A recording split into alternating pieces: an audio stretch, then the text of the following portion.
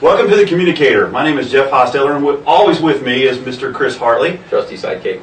Today we're going to talk about analog and IP cameras, big for surveillance within residential or business security. And Chris, I know that's one of the big things a lot of people have a tendency to overlook as far as cameras are concerned. They pay attention to how they're going to be getting their recordings, but when it comes to actually seeing what has been recorded, they're most of the time disappointed because of the resolution. That's true. That's true. The big difference in IP cameras versus analog is the ability for resolution. Analogs work off something called TVL. It's TV lines, and it's how many lines is actually on screen for when it records the image. They can range from 420 up to 700 TVL. For a benchmark, 600 TVL equals 720 by 575 image. IP, on the other hand, goes a lot higher, especially megapixel cameras. On the low end, you're going to get about a 1.3 megapixel, be about your lowest benchmark that you're going to work with, and it's still a ton bigger than the best quality you're going to get out of analog. If you go on up to a 3 megapixel camera, the resolution then changes to 2048 by 1536. You can see how much bigger quality image that is to work with. If you round up to 5 megapixel, then it gets huge, and you're talking over 2500 and 1900 pixels. So that's important for if you want to zoom in, if you need detailed information, if you need a quality image for evidence retrieval. IP camera is really the way to go.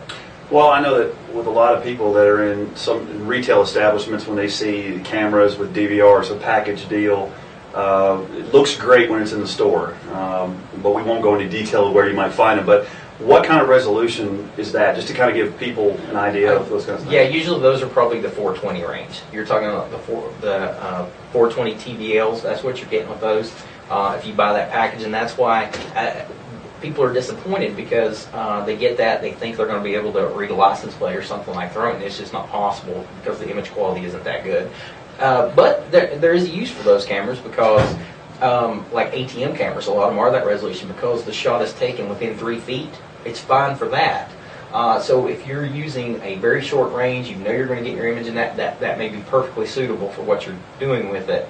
But always remember, you can go down in resolution from an image, but you can't go up. So if you take a bad image, you just can't work with that. So in hallways or outside, that really fits, especially if you're trying to get image for vehicles, for facial features for people. Of course, when you get into the higher megapixels, when you want things like reading license plates or what have you. Absolutely. Inside, they can go a little less on the resolution because how close it actually is. Is that what you're saying? Absolutely. Okay. So the big thing there is that when you're looking into some cameras, check the higher resolution for maybe outdoors or things you've got to get long shots for, or smaller, less resolution for hallways, that type of thing. That's where you might be able to save some money. Are there any other advantages that come with? Well, one advantage is that in IP world, you don't have to worry about compression because it's already IP based, so it's going to keep it and store it at however setting that you've already got it. And analog has to, if you're using an IP DVR, which everybody's kind of transitioning to, the analog camera has to use compression to get it there and then decompress it to restore it. So you're going to have a little bit of problem there. Just if you're mixing your network, you just keep that in mind if you're using IP and analog in the same network. It's cleaner to go IP all the way or analog all the way, depending on what your solution is. Would you say that it actually would be advantageous for somebody to consult with a security company about how they would lay out cameras, that type of thing? Oh, absolutely, because another very important facet is the lenses. Because you've got to make sure, if you're going to cover a specific area, what lens do you have? Do you have a wide angle lens? Do you have a short lens for what you need to do? The same camera may be perfectly suitable for 2 applications, but with a different lens.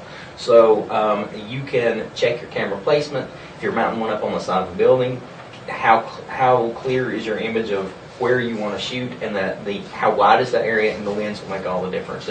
And most professionals they have a system that they can figure out what that needs to be. Well, one of the things that we're actually going to do is place it into this segment right here is a couple of pictures based upon the resolution. So that's one thing that hopefully people have a chance to take a look at. But a lot of people, they fall into the trap that they don't realize how bad the picture actually is until they go back to retrieve that information. Mm-hmm. So the main thing is to consult with someone that actually has different style of cameras. You can see the output. and you'll have the ability to make an informed decision regarding that. And then you'll be able to weigh cost depending upon the increase in the resolution. That's really the big Absolutely. thing. So they're not doing anymore. You don't see a lot of black and white anymore. That was one of the big things that you would have, stationary black and white. Those used to be the cheap ones. But now, what are they going to? Are they just pretty much color, and then it's a matter of stationary, handheld zoom, whatever it may be? Yeah, normally you get that. You'll do stationary is probably the predominant camera used. You will get black and white when it's, if you've got infrared or night vision cameras, you'll get that in black and white. But with today's technology, it converts, the image is black and white, but the quality is like you're looking at daylight. And so that's just how it does its conversion, but the quality is really good. All right, Chris, was there anything else that you want to mention regarding cameras? One last thing, the other benefit is power allocation, because with analog you have to make sure you get power to the camera along with the data channel cabling. So with IP you can power it from the nearest hub within 300 feet of it, so when you pull your data connection to it, you can power the camera also.